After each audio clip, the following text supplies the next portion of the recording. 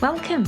Hi, I'm Mikki, and this is Mikkipedia, where I sit down and chat to doctors, professors, athletes, practitioners, and experts in their fields related to health, nutrition, fitness, and well-being. And I'm delighted that you're here. Hey everyone, it's Mikki here. You're listening to Mikkipedia, and this week on the podcast, I talk to Guillaume Millet, an athlete himself, all about the endurance athlete and fatigue. We discuss factors which determine success, how important VO2 max is for someone going long, Guillaume's flush model of fatigue, what creates fatigue, how we might train to be a better athlete and build resilience against fatigue. And at the time of the recording, we had just had the UTMB in Chamonix, and Courtney Dauwalter had just sort of collected her triple crown. So we begin our discussion by having a bit of chat about that, which was super fun. So for those of you who are interested in endurance sport and building resiliency, this is an awesome conversation, and I'm delighted to say that Guillaume's going to come back on the show just after the new year, and we're going to talk sex differences in endurance athletes. But for now, we focus particularly on fatigue and building resiliency. So Dr. Guillaume Millet is a professor at Jean Monnet University in Saint-Étienne. From 1998 to 2013, he held various academic positions in France, including a 4-year full-time research contract at the French National Institute for Medical Research. And in 2013, he moved to the University of Calgary, where he directed a research team in the neuromuscular fatigue lab. And he was also the Vice Chair Research for the Canadian Society for Exercise Physiology from 2014 to 2016. He subsequently went back to France and received a very competitive fellowship that attracts outstanding scientists with a strong international track record. And he now leads the ACTA-FS, Physical Activity, Fatigue and Health Academic Chair. So his general research area investigates the physiological, neurophysiological, and biomechanical factors associated with fatigue, both in extreme exercise and in patients with neuromuscular diseases, cancer, and patients in intensive care. His research is focusing on understanding fatigue in order to create tailored rehabilitation programs for clinical populations in order to enhance patients' quality of life. And we do discuss a little bit about how everyone is just on a spectrum, and so most of the same principles really apply. Guillaume has published many books, journal articles, and has supervised many postdoctoral fellows and PhD students from 13 different countries. And I have a link to Guillaume's profile and his ResearchGate page in the show notes for you to have a closer look at his research that we discuss today. Just a reminder that the best way to support the podcast is to hit the subscribe button on your favourite podcast listening platform. That increases the visibility of the podcast out there in amongst the literally thousands of other podcasts, so more people get the opportunity to learn from the guests that I have on this show, including Guillaume Millet. Guillaume, thank you so much for taking the time to speak with me this morning. It's great to chat to someone who is both in the research with running, and I know it's not just running you have a health focus as well, but you're also in with athletes too, and some of the creme de la creme of the athletes in the ultra space. Are you a runner as well? I used to be. Do you still run? I run for my pleasure, but I'm not competing anymore. I did a competition last year. I may do one this year again or two, but just for fun. But I used to be a heavy ultra endurance runner myself. Yes. And it's funny, the way you describe how you run now is pretty much every middle-aged, I'm middle-aged, every middle-aged runner would probably say the same thing. Also, people are still competing pretty hard at, well, I'm 54, and some people are still doing, take Ludovic Pomeray. He's not 54, he's 48, so he's younger, but he still placed fifth at the UTMB this year. It is crazy, isn't it? And are you familiar with Mike Wardian? The American runner, he's not, I think he might be just on 50, and he is in amazing shape for his age. And I shouldn't really say that, but it sort of is, for how old he is, but also the type of runner he is as well, Guillaume, because he seems very resilient with a high training load. And I don't know that very many people are actually. Yeah, that's true. Some people are incredibly strong and never injured, and some people are always injured, and it's part of the mystery, I guess, of training. Yeah. This is, of course, if you want to be good, the first thing is to keep training. So being resilient to injuries is fundamental, of course.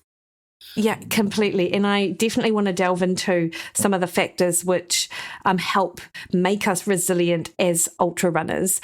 First, of course, because we are on elite runners, resiliency and huge workloads, Courtney Dauwalter.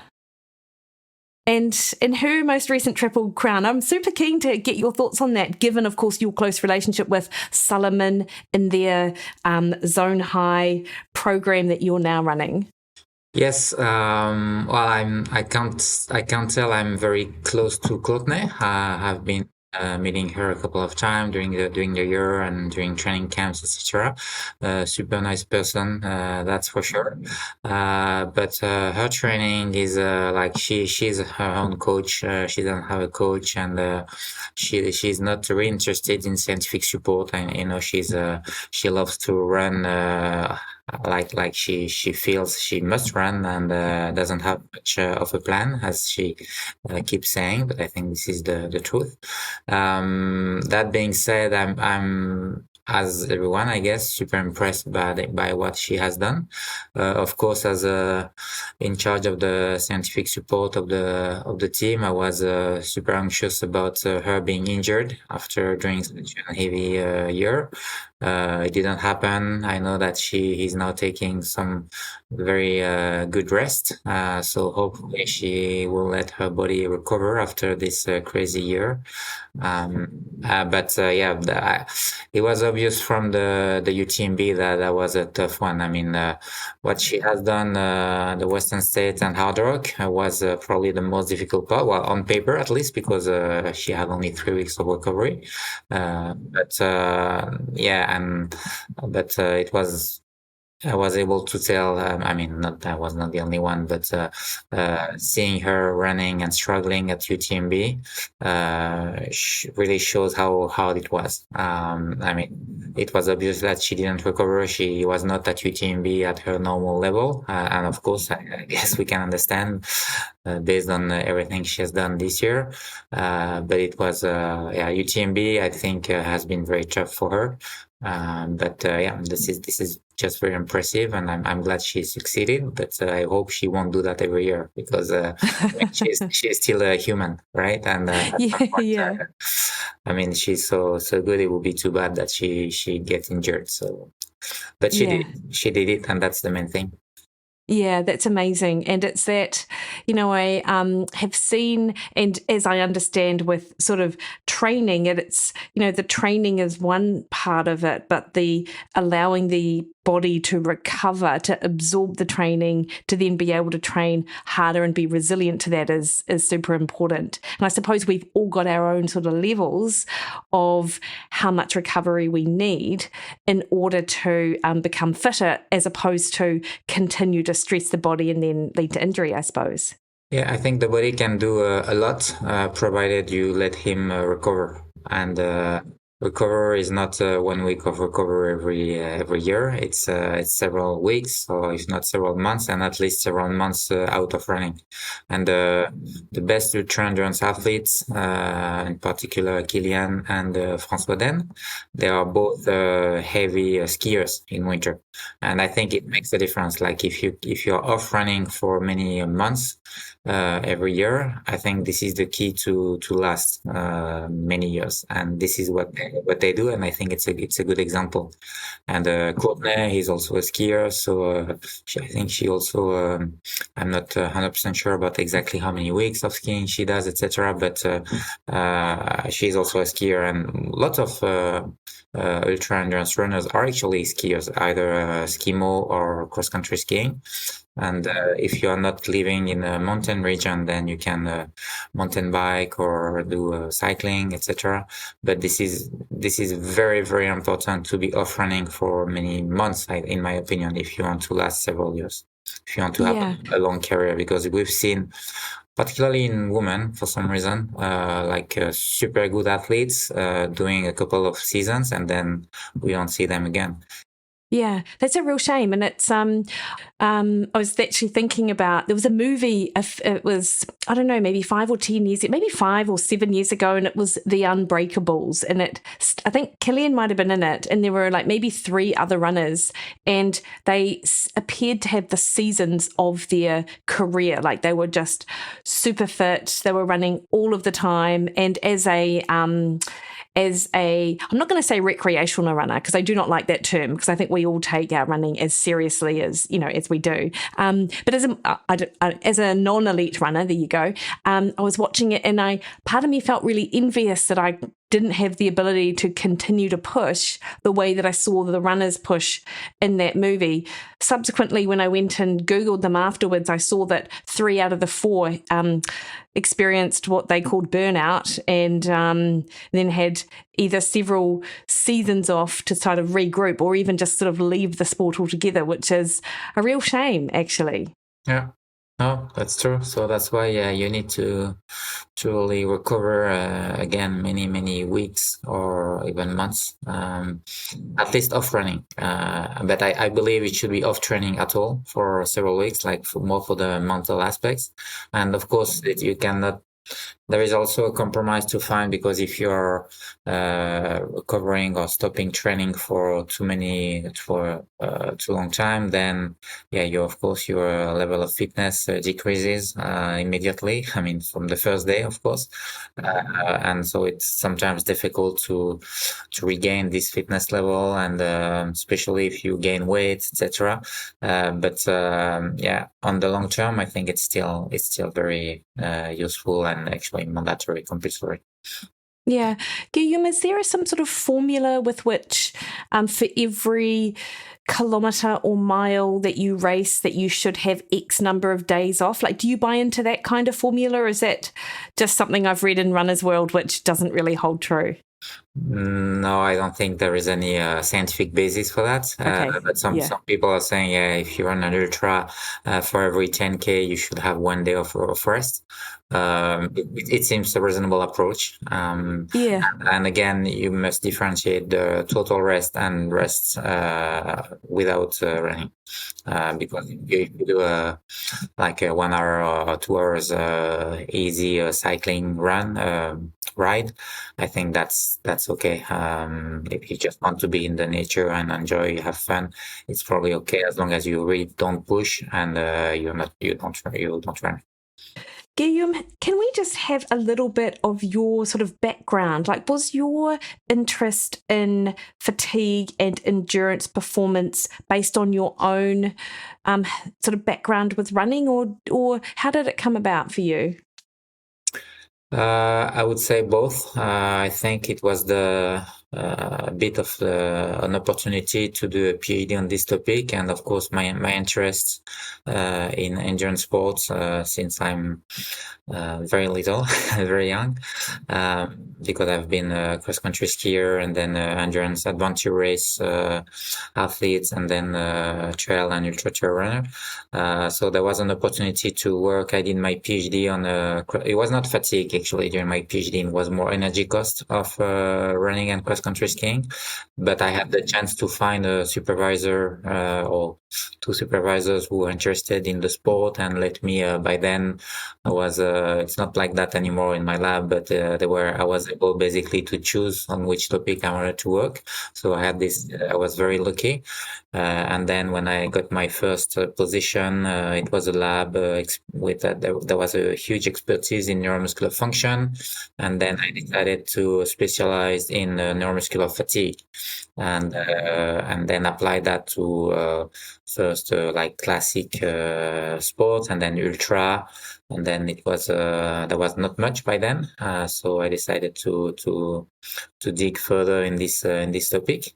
And then, so yeah, I did that for the first probably 10 years of my career, was mainly on athletes and ultra endurance athletes and people going at altitude, etc., like extreme exercise. And then I started to work on patients. And as you said at the very beginning, I'm more and more working on fatigue in patients. So yeah, my career has been almost entirely dedicated to fatigue, initially mainly athletes, and now both mainly patients, even though I try to still work on running and extreme fatigue. And I think the two aspects of fatigue can almost help each other, in a sense that what we do with athletes can help patients, and vice versa sometimes. Yeah, I imagine a lot of the same concepts or things that you're looking at or measuring would transfer over, but just on a different level or in a different context. Would I be right about that?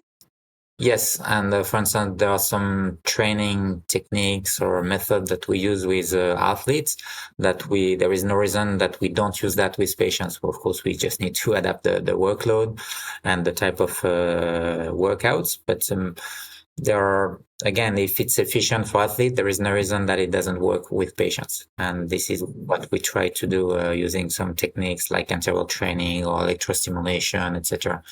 Yeah, so I think it's still important to work on athletes. At least it's not. It's not mandatory. You can of course focus only on clinical work, but I don't think it's an issue. I think it's an asset actually. Yeah, no, I agree. If you don't mind, can we spend some time talking about neuromuscular fatigue, your flush model, which I believe you published in maybe 2011. So that's like 12 years ago now. Can we talk through some of the major concepts around that and how that sort of applies to performance and fatigue in the ultra runner? Sure. So neuromuscular fatigue and the flush model are not the same thing. No. I actually decided to publish this flush model because I was convinced that neuromuscular fatigue is important, but of course cannot explain everything. So yeah, it's important to understand neuromuscular fatigue. So maybe we can talk about that first, and then I will explain the limitation of this type of work. So yeah, so neuromuscular fatigue can be defined as a decrease of functional capacities of an athlete. Well, actually of a person, not only an athlete, of course. So either you run a marathon, an ultra marathon, or for some people you just walk to the grocery store, then you may get some experience of functional state decline. Anyway, so in athletes, we usually measure the maximal force or maximal power before and after a race, for instance, and then you can tell, on the quadriceps there is a X% decline in maximal force, and this is a good definition of neuromuscular fatigue. That actually more and more people call that fatigability or performance fatigability rather than neuromuscular fatigue. It's synonyms, if you wish.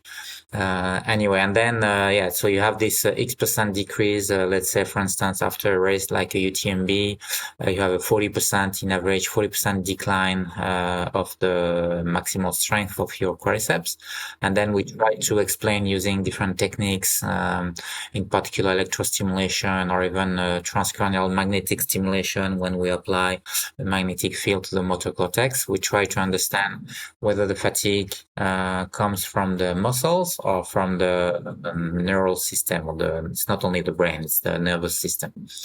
And so for instance, we have been consistently showing that for ultra endurance events, in particular in running, there is a huge central component. So the central component is the component located at the neural system level, and there is still some muscle fatigue or peripheral fatigue, but much lower. And if you do more intense, shorter exercise, this is the other way around. You have more peripheral fatigue and less central fatigue. And there is, we've published a paper recently showing that if you do the exact same exercise in running and cycling, then the part of the central versus peripheral fatigue also changes. You have in running, you have more central fatigue, and in cycling, you have more peripheral fatigue, muscle fatigue, showing that it's not the central fatigue component is not totally in the brain. It's actually coming from what is happening at the periphery. So this is why it's so complex, because it's the central fatigue is the inability of the brain, the neural system to drive to contract the muscles. But part of this decline, so this inability to contract the muscle, can come from the muscles themselves. So it's not all in the brain. And by comparing cycling and running, I think it was a good evidence of that, because of course, in everything in terms of neurotransmitter, etc., because it was the same duration and the same intensity, there is no reason that it's very different between the two sports. But what is happening at the periphery, because of the contraction mode, concentric in cycling and plyometric in running, probably the effects on the muscle and the sensors in the muscle is very different.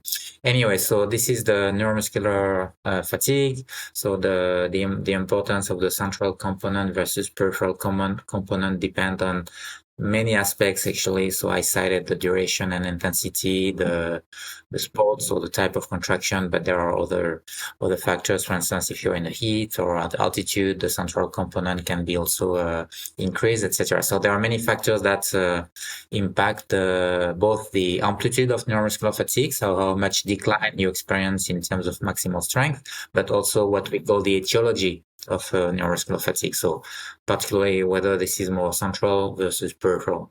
Okay.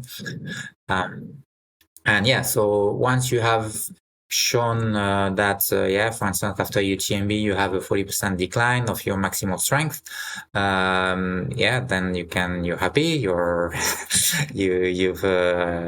it was interesting. But then I was like, but that cannot explain performance. I mean, even if you decrease your maximal strength by 40%, you still have 60%, and 60% of your maximal strength. This is still a lot, and you can run at a very decent speed with only 60%. So it's obvious that the limitation, and of course I was not the first one to talk about that.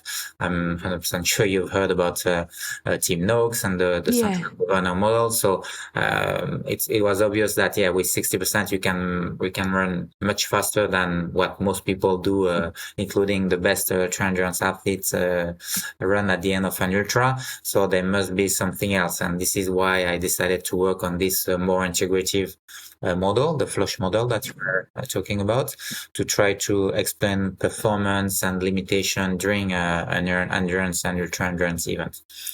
So the flush model, sorry, I'm a bit long. No, I like it. It's good. You're explaining it really well. Thank you. So the flush model, as the name can tell, is of course based on the flush toilet. So basically, I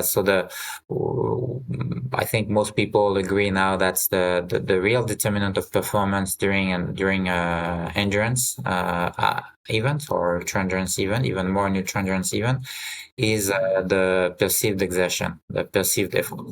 So you really need to do everything you can to minimize that. And I was like, okay, so let's try to represent that in a plain way, in a simple way. And I thought that the flush toilet was a very good model. So in the model, the perceived effort is the level of water in the tank. Okay. And so this is so the tank, and then you have, of course, you can fill this tank with water, and this is what is happening when you start running. So you are not necessarily starting with an empty tank, and this is part of the model, because of course, if you start with an empty tank, this is better. It means that you perceive the effort is very low at the beginning, and this is, you need to do everything you can to reach that before the race. And then when you start running, of course, the level of water starts to increase. Your rating of perceived exertion starts to increase, even if you run at the same speed. Of course, if you increase the speed, it changes. But if you run the same, so for a given speed, with time, you have a slight increase in this level of water. And of course, you can flush the toilet when you rest or you sleep. But so this is another component of the model. And the fourth component that is very important is that you usually stop exercise before you die. I guess you will agree with that. Yes. So there is what I call the security reserve. And the size of this, so, and this is also why a flush toilet was a good model, because you have this sensor to that stops the water coming. Stops, exactly. Yeah. And so there is this sensor, this ball, to stop the water coming. And we have the same thing in our brain. I mean, when we feel like it's going to be too much, we are overfill, we either decline the speed or we stop running, so that we are not going too far. And the size of this security reserve can be changed mainly by motivation, probably also by some mental training. So this flush model, I think, is a very good combo of everything that can happen during a race. The role that mental training can have, the nutrition can have, the sleep before the race, for instance, or during the race can have as well. For instance, if you start the race with some sleep deficit or some cognitive load, mental load, because for some reason you had issues in your life, in the month, work and whatnot, work or issues with your wife or your husband or your kids or at work, etc. Then when you start running, you have already some water in the tank, and of course it means that you don't have much room to reach your security reserve. So you will have to decline your speed earlier during the race, and that explains why it's so important to be very well mentally rested when you start a race. So anyway, so it was I thought it was fun, of course, to have a model about the flush toilets, but yeah, for sure, it was not only for fun. I thought, of course, I cannot tell whether it was a good idea or not, but I thought it was a good idea too. No, I think it illustrates it really well, actually, and I liked it on your website how you've got it sort of all laid out. A few things with that. One, I think athletes probably now are more aware of outside stresses impacting on their ability to rest and taper before a race, right? So if you have the luxury, then it would say to me that it would be a good idea to try and offload some of your other external responsibilities so you are more relaxed sort of and rested going into a big run. Oh yeah, I fully agree, and I think it's still, as you say, it's probably coming, but it's still underestimated. Like there are still many people. So of course there is this, for instance, workload that you have to do at your job, but also some. So yeah, if you can postpone some important meetings or stuff like that after the race, I think it's a very good idea. Of course, you need to make sure that you sleep as much as possible. So we have published a couple of papers about what we call sleep banking. So maybe we can talk about that later. But yeah, I fully agree with you that some people start to consider this aspect, but not everyone. I'm pretty sure that, for instance, some people are still preparing their racing stuff in the week before the race. So that means that they are still doing that during the evening, and they are stressed because they are missing a pair of socks or whatever. And then this is a lot of anxiety because they feel like I won't be ready for the race, so I really need to run everywhere to make sure that I get my stuff. And this should be done at least 2 weeks before the race, so that the last week you should really focus on your recovery and tapering and sleep. I agree. And as you were saying, the people that run around in that last day getting everything organized, I mean, that is so me. Or I rely on my husband to do the organizing for me. And the sleep banking is an interesting one too, because often I don't necessarily get great sleep the night before the race. And I think that is quite usual for a lot of people. What did your research show with the sleep banking, Guillaume? Like what kind of time are we sort of talking here? What are some of the recommendations? So the sleep banking studies have been mostly done over a week of sleep banking, sleep accumulation. So if we talk about the study from ROOP or our studies with one of my PhD students, Pierre Carnal. So it was a week of sleep banking. So meaning, at least for us, it was going to bed 2 hours before the usual bedtime, 2 hours earlier every night for 6 nights before a sleep deprivation episode. And this is usually the model that is used, and I think this should be enough for a runner. So there is no need to accumulate sleep for a month before the race, but a week I think seems a reasonable duration. So it can be done. This sleep accumulation can be done by going to bed earlier or by taking naps or both. And if you do that, even so the night before the race you are a bit stressed, so it's totally normal that you're so anxious about doing a good race that you may not sleep as well as usually. It's okay as long as you have accumulated sleep during the week before.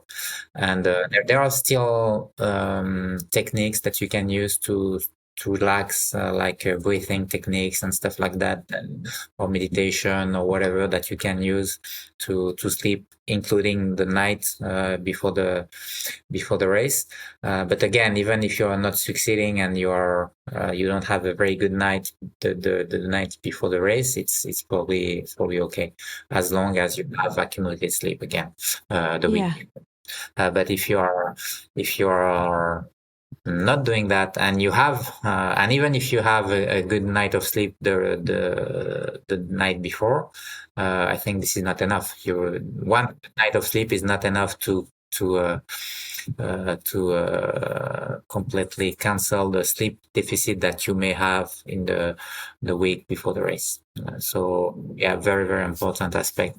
A bit underestimated, I think, by many runners. Of course, everyone is like, I need to sleep well, but I'm not 100% sure that they do everything they can to really accumulate sleep. Yeah, that's such a good point as well, because most people are like, right, I'll just get a really good night's sleep the 2 nights leading into the race, thinking that it's completely within their control. But it's so hard to do that when you're in a different environment potentially and traveling around and stimulated by like registration and all the rest of it. It's very, it's not conducive to relaxing and getting sort of, I don't know, feeling more relaxed and like you're ready for it. Especially if you have to travel. I'm not even talking about jet lag. It's a different story. Not everyone is a professional athlete, so you cannot go there 10 days. Like if you're coming from New Zealand, for instance, in France, you cannot. Not everyone can afford taking 2 weeks to make sure that jet lag is okay. But even without talking about jet lag, there are many things that you can do to make sure that you have a good sleep before the the week before the race. And it's not actually only true for ultramarathon, because we are talking about the positive effect that we and others have shown on both the cognitive function, but also actually the physical performance during sleep deprivation. So it was not an ultramarathon model, but it was exercise associated with sleep deprivation. So we still have to conduct a real study in the field to show the benefit of sleep extension or sleep banking on marathon performance. But anyway, so there was still this component of sleep deprivation in the study I'm talking about. But I'm pretty convinced that this is even true if you're running like a marathon, for instance, or even a half marathon. Like if it's like a very intense, very short discipline, such as a long jump or sprint, it's probably not as important. But as long as there is an endurance component in your sport, it doesn't have to be an ultra with sleep deprivation during the race. Even if it's a like normal endurance race, sleep accumulation can be beneficial. Yeah, no, that makes perfect sense. And then what about sort of during the race? If we're thinking about an ultra and we're talking about how the water sort of accumulates over time in the basin, yet things can help sort of slow that down. Like, what impact does nutrition and hydration play on that sort of fatigability in ultra? Like, what do we know about that? Well, of course, if you have not an optimal nutrition, nutrition can play a role in two aspects. So the main one is actually very important, and it's like your fitness level, your training status. If you don't have a good nutrition or if you don't have a good training, it means that when you start running at a given speed, your muscle fibers will start to fatigue earlier than if you have a good nutrition and a good training state. And then it means that you will have to recruit more other muscle fibers, and there is what we call the feed-forward mechanisms, meaning that that explains actually part of the perceived exertion increase during the race. So of course, if you don't have an optimal nutrition, this will directly impact this. Plus, if you are going, for instance, if you're under fuel, etc., you may also have some. So you will probably race at a too high intensity, and you have also signal coming from your muscles. So this is the first mechanisms that we're talking was the feed-forward mechanisms, and here we are talking about feedback mechanisms, and both probably contribute to the increase of perceived exertion, to the increase of water in the tank during the race. This is of course very important. Nutrition cannot, except if it's a real hypoglycemia, so that's a different story. But nutrition is important, and it's part of the model because again, it will impact the speed at which the level of water will increase. Okay. The second aspect is, and I'm sure you're very familiar with this work, for instance, the mouth rinsing work. Yeah. So if you only take energy drink, sweet drink it's not sweet, because if it's aspartame, for instance, it doesn't work. It has to be real sugar, but you don't ingest those carbohydrates. So just mouth rinsing, and then you spit the liquid. Then studies have shown that you will actually improve your performance, and probably because you have this feeling that something that the carbohydrates are coming, even so they are not actually. And then this will probably also impact your level of water, because it will decrease your perceived exertion. So it's not, of course, as impactful as the real nutrition, but this is another aspect where nutrition can also play a role. Do you think that there's utility in using that if someone's got GI issues? So if their stomach is really upset, they can't actually take on board any nutrition, because you hear that all the time, like people get in trouble and they just end up vomiting out for kilometers. Like, do you think that the carb rinsing actually could be helpful in that instance? It's a good question. First, I don't think if it if it works, and I think it works, there are studies that are like not 100% of the studies agreed on that, but I would say most are saying that this is beneficial, but the impact is not that big. It's still beneficial, I think. So if whether or not you can do that, maybe, because in theory it should improve your performance even slightly, but still. However, I'm not even sure that if you're in the state that you are describing with a heavy, intense gastrointestinal disorders, like just having this in your mouth may actually reinforce your this feeling. So I'm not. I don't know, and I don't think anybody knows.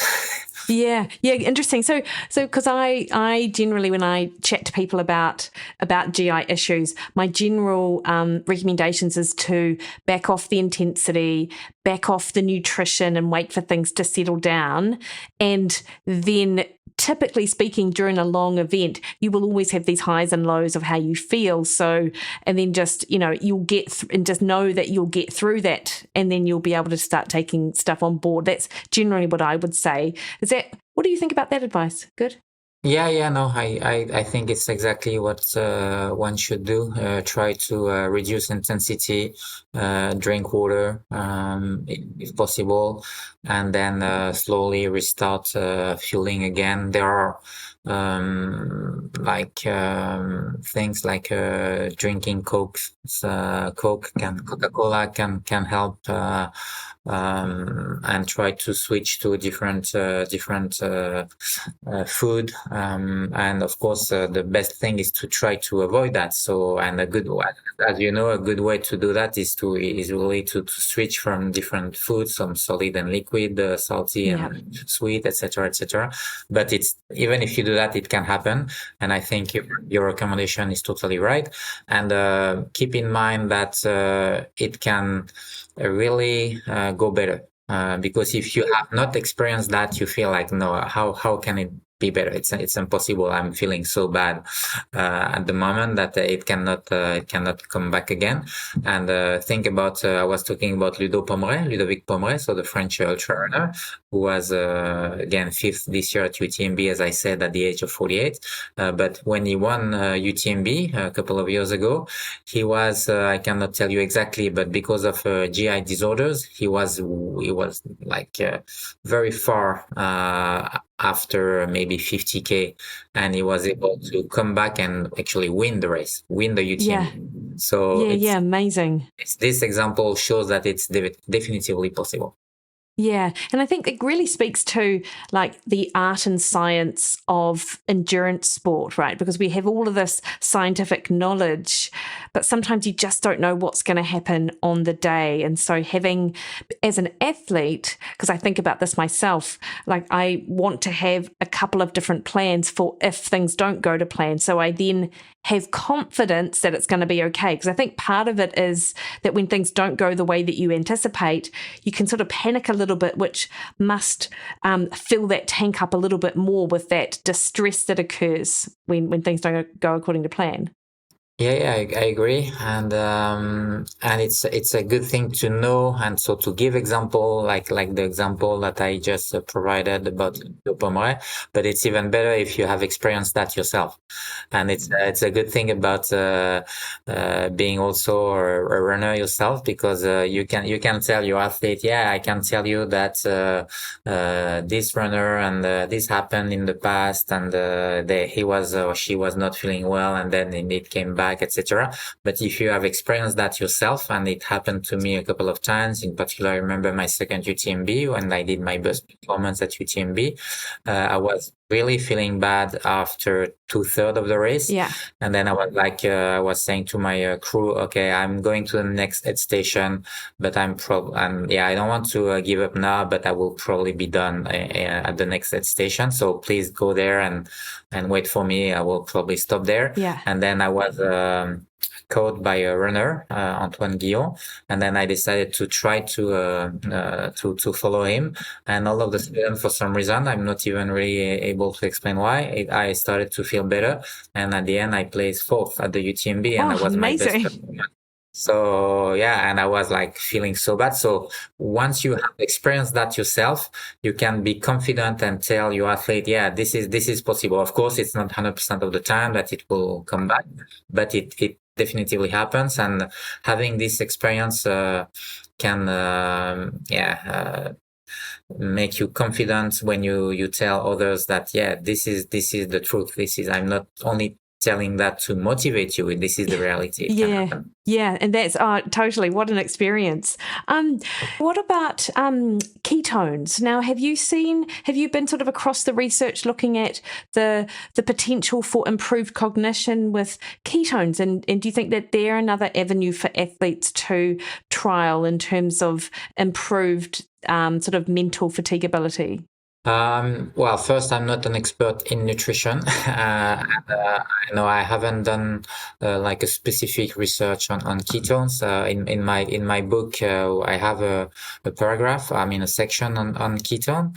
But actually, I was not the one writing this this section. However, I'm not sure. Again, I'm not an expert, so I may be wrong, but I'm not 100% sure that we have enough evidence to strongly recommend ketones diet in ultra endurance. And of course, as you know better than I do, if there is a sport where ketones can work, this is ultra for sure. We know it doesn't work for shorter, more intense exercises, but even for ultra endurance runners, I'm not 100% sure that this is something I would recommend. So maybe if we have someone like we were talking about GI distress, someone who has done everything he or she can to improve and it was still not there, maybe this is an avenue that can help the athletes.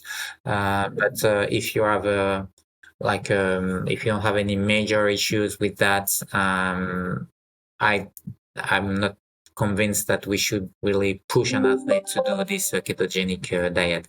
And then the effect on mental fatigue. Sorry, I don't know the literature to answer you. Yeah, no, that's fine. And they've just been trials that have just sort of utilized ketones outside of the actual diet. So they've just sort of put them on rather than having people. Sorry. Yeah. Okay, I misunderstood. So I thought you were talking about a ketogenic diet. Yeah. Okay. Sorry, Yeah. I misunderstood. Yeah, no, all good. And again, not on so ketone supplementation. I don't know the literature about that and the mental fatigue.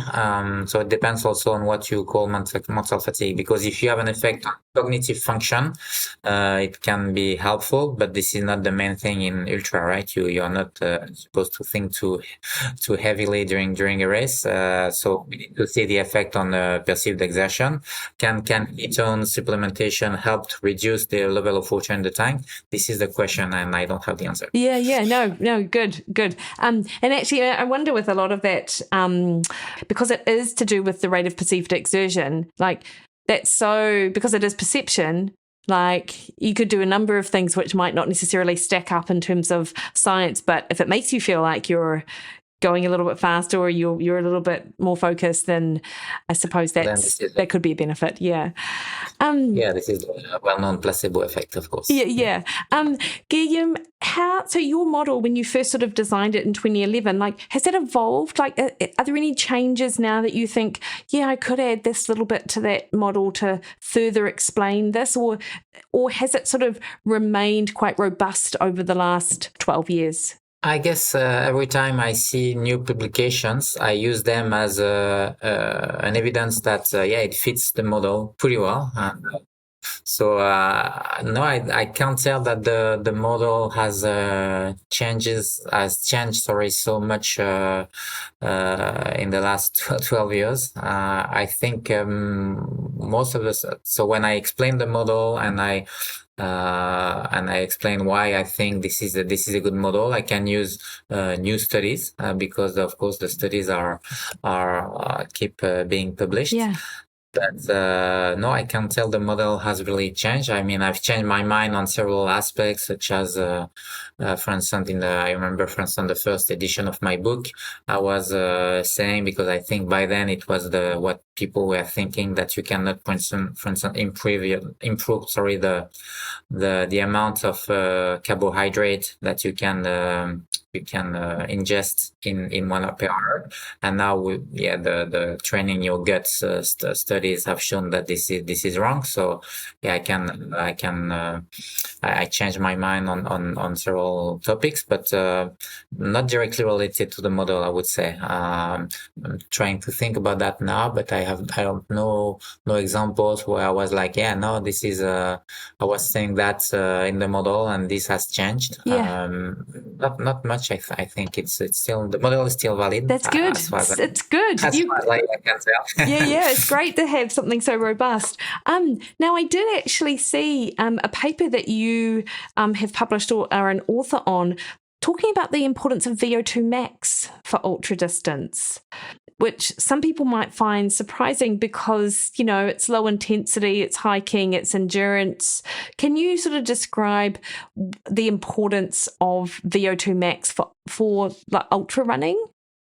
Yes. So another good point, a good question. Of course, yeah, when you run a VO2 max, when you run an ultra, you're at such a low intensity, as you said, probably around, depending on which ultra, of course, but between 40 and 60% of your VO2 max. Of course, this is very, very submaximal. And you're right. Some people may say, so yeah, what's the point of trying to improve your VO2 max? Well, the key is in this percentage, actually, because if you run at a given speed and you have a high VO2 max, of course, this speed will represent a much lower percentage of your VO2 max, and there are positive consequences of that.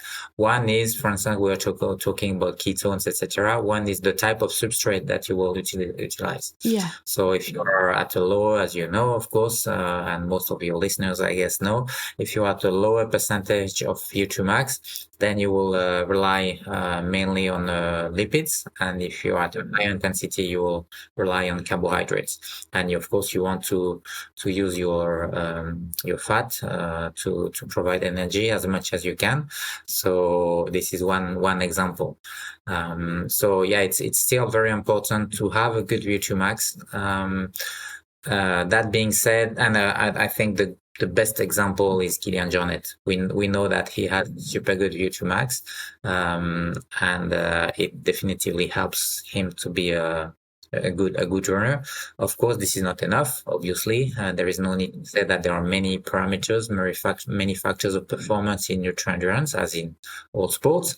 But in ultra, it's probably even more true than in other sports because it's so complex. You have so many factors that can play a role that it's very, very complex.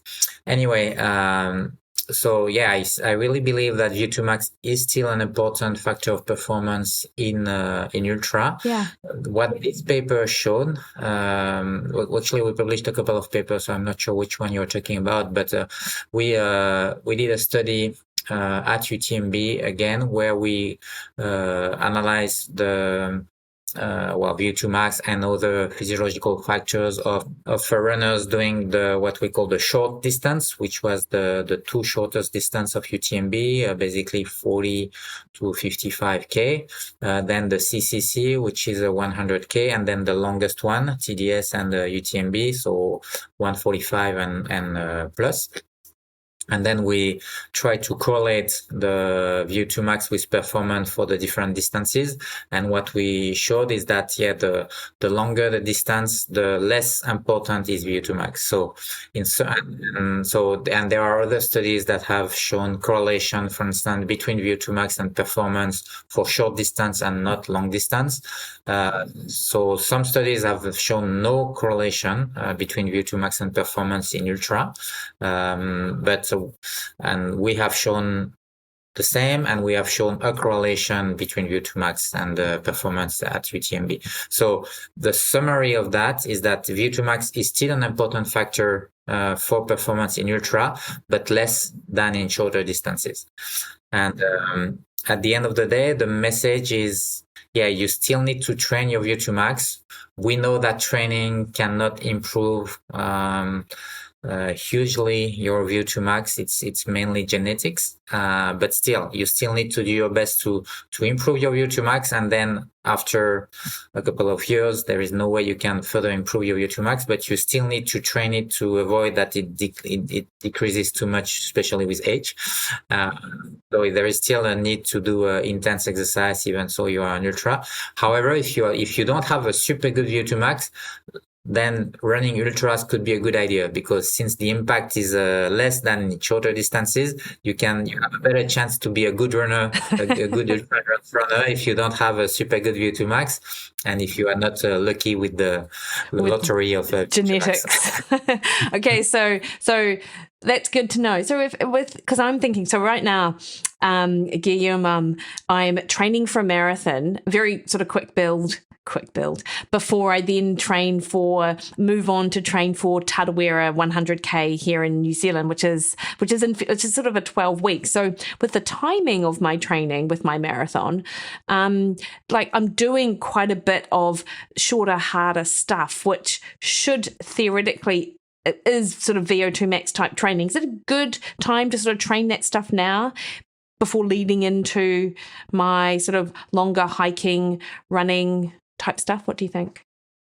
Yeah, I think it's reasonable. Then the question is, okay, when should you stop training, or at least decrease the amount of training, doing interval training, and so trying to maintain your VO2 max? I think then there is the development phase when you need to do, for instance, 2 sessions per week, and this is usually early in the season, and then you maintain that by doing maybe a session every other week, or nice. doing short races. Sometimes you can also participate to shorter races. And then of course we need to probably to discuss in more details about your training plan. But this is not the pip. I do not want to do that. Generally speaking, I think it's okay. Yeah. Okay. No, that is awesome. Now it's like I also actually saw a paper that you looked at looking at elite versus non-elite trail runners, which was kind of great because the sport has seemed to have exploded over the last few years. So where can people who, like age groupers, where should they, I don't know, like broadly speaking, I know everyone is different, but what elements should we need to look at to help improve our performance, sort of based on the differences between the elite and the age group athletes, would you say? Well, in the paper you are mentioning, and I can tell that you read the literature very well. So thank you for citing so many of my papers. You've done your work, your homework. We didn't investigate all factors of performance when we compared elite versus non-elite. And actually in another paper, maybe that was your next point, we also compared world runners versus trail runners in elites, in French national team, both marathon French national team and trail running team. Anyway, so the question was elite versus non-elite. And so in this paper, we did not investigate VO2 max or endurance. So we focused on the neuromuscular function and the energy cost of running. And what we found is that energy cost of running, so it cannot directly answer your question, which is much broader than just what we did. But still, so I think we added, so we had a step further in the comparison between elite and non-elite, and what we found is that energy cost is actually better in elite than non-elite. So lower. And we know that this lower. Better mean lower. So when you're an elite runner, you spend less energy than non-elites, and again, it could be genetics or not due to training. And in VO2 max, I think the genetic part is more important. In energy cost, I think the training component is more important. So it's probably simply due to the fact that they are training more. And if you train more, then you will simply by training more, you increase your energy cost of running. And this is of course one factor of performance. I don't think it's as important as on road running and as in short distance. So we're talking about the relative contribution of VO2 max in performance. So so VO2 max is not as important on short distance, and I would say the same, that energy cost is not as important in ultra as it is in short distances. So what is more important is the endurance component. Of course, you need to be able to resist to the decline of speed with time. So the endurance aspect is very important in ultra, but VO2 max and energy cost are still important, but not as much as on shorter distances, in my opinion. Not everyone agrees with that, but this is what I think. So yeah, so you can improve energy cost, meaning decrease your energy cost by training. And there are also ways to improve that, is strength training, resistance training. If you do plyometric or even heavy resistance training, is a good way to also minimize your energy cost of running. Again, I think it's more important for like marathon or half marathon, 10K than ultra. Yeah, okay, that's good. Especially trail running, ultra trail running. Okay, no, that's good to know. I enjoy strength training. I really hate plyometrics, like with a passion. It takes a lot of discipline for me to do it. So anyway, finally, Guillaume, because I know that we're almost up on an hour. I was excited to see that this year you're working with Salomon, and they appear to be very focused on, and as they always are, of course, but the real sort of science side of running and providing these services for their athletes. What are you hoping to do with the athletes at Salomon? It's a good point. So it's not to talk about another podcast because I know of course Coopcast. But Yes.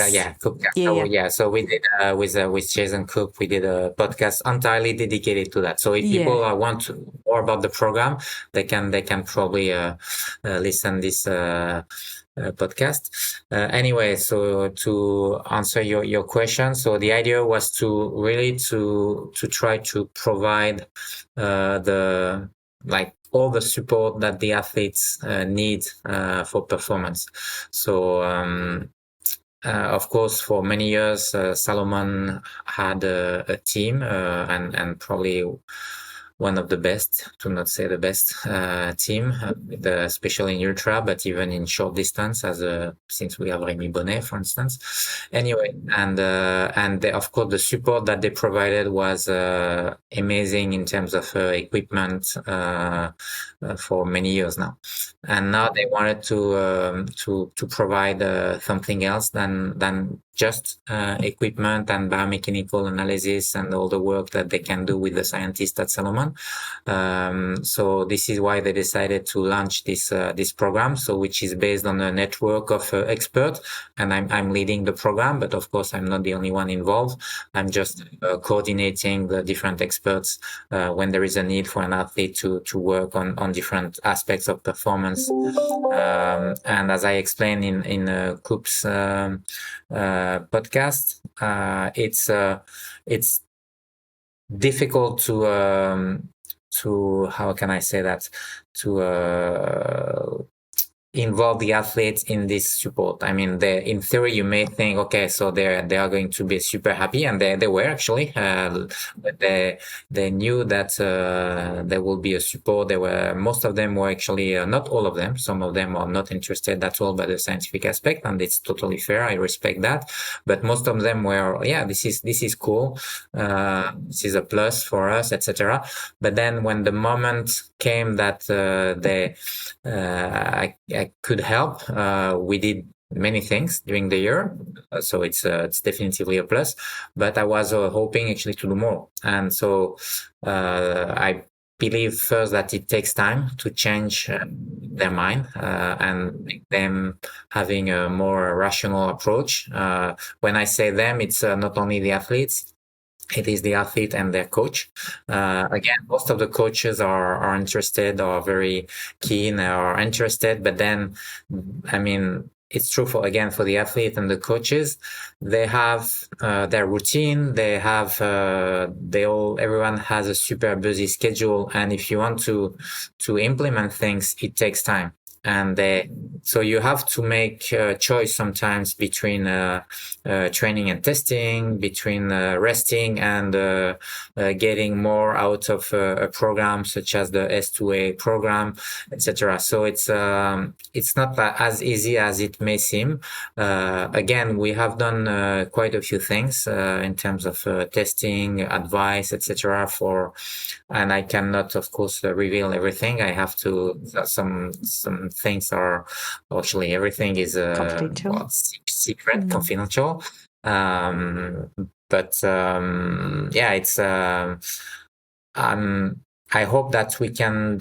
I know that we can do more, and I hope we can do more in the future. And it takes time. I mean, there are elite athletes. If they are in the team, it means that they are here for a reason. So they are among the best, which in my opinion doesn't mean that they cannot further improve. Yes. And science is definitively not the only way to improve performance, but this is one avenue among other avenue. And I think for some athletes, it can really make a difference. For others, maybe less, but everyone can benefit, in my opinion, from this program. So we need to keep working, maybe make them more confident about the program, about what we can do, how we can improve the performance. But hopefully it will come. Yeah, and I feel like whatever lessons you learn over the next 5 or 10 years these are lessons which will transfer down to the age group athlete, like if you can learn from the best, regardless of their genetics, you're right, there are still training techniques and ways to do things which can improve them, which will, whenever embargoes are lifted or whenever you're able to talk about things down the line, I feel like that would be beneficial for, us age group athletes as well. And this is actually, again, I cannot reveal everything. It's also confidential, but this is exactly what Solomon wants to do. Yeah, nice. they want to. The program is not, for now, it's mainly dedicated to elite athletes, but it's exactly what they want to do. They hope that this program will benefit to their consumers, to also lower level athletes, and they also want to provide services to to everyone in the future. Again, this is a bit confidential, but we will launch something very soon that will go in this direction. So hopefully it will be very helpful for the runners. That is awesome. That is awesome, Guillaume. Now, just one final question. Anything new in this sort of realm of research and ultra runners which you are super excited for, that we have to look out for on PubMed or ResearchGate or anything in the pipelines? Yeah, one thing I was surprised you didn't ask anything about that is the sex differences.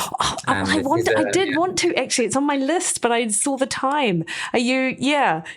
Can you? Oh, yeah, maybe it could be another entire podcast, because there are so many things to say, and it's probably too late to start talking about that. But this is to answer your question. This is something that is very exciting. This is something we have started to work on a couple of years ago, actually many years ago now, and we just had a PhD in the lab on this specific topic, then use big data to also try to understand better the sex differences in running, in endurance running.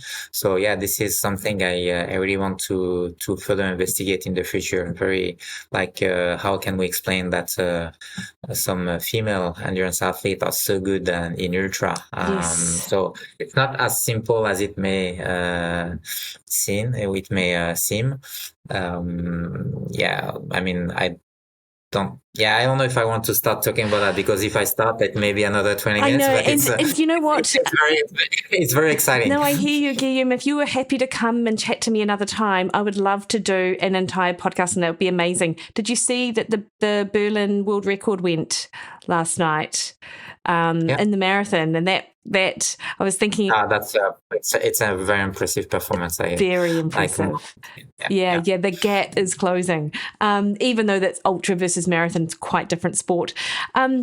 Guillaume, where can people find more about you and your research? I have a personal website, so maybe you can put the link I in will. your page. So it's kinesiology, Yeah. GUI.com. And there is the French and an English site. So yeah, your listeners can find everything on the English part. Okay, that is amazing. Thank you so much for your time this morning, and I certainly would love to chat more in depth about the sex differences, because that definitely was on my list of things to talk about. It will be too long, but yeah, another time. Yeah. It will be a pleasure, and then thank you for the invitation. Thank you. See you later. Have a lovely day. Bye-bye.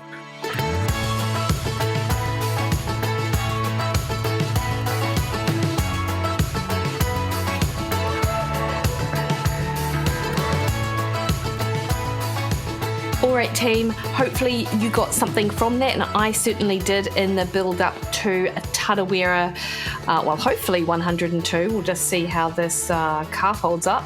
But certainly he is a wealth of information, and I'm really looking forward to discussing in more depth the sex differences in endurance athletes, because that is going to be such a fascinating conversation. And next week on the podcast, I speak to Coach David Mathis all about reverse dieting and health restoration diets. He's a member of Team BioLane. Great conversation there.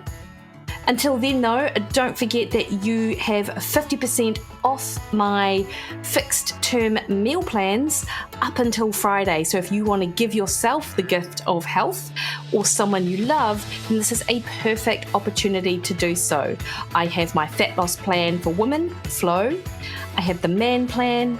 I have my 12-week Be Awesome Real Food Nutrition plan. And I also have my 12-week athlete plan available. So make sure you check that out. We will pop links in the show notes to that as well. And of course, you can DM me. You also have the opportunity to defer starting until the dust has settled on New Year. So don't forget that. Catch me over on Facebook at Mikki Williden Nutrition, Twitter, Threads, and Instagram at Mikki Williden, or head to my website, mikkiwilliden.com, and pick yourself up an awesome deal on my meal plans. All right, team, you have the best day. See you later.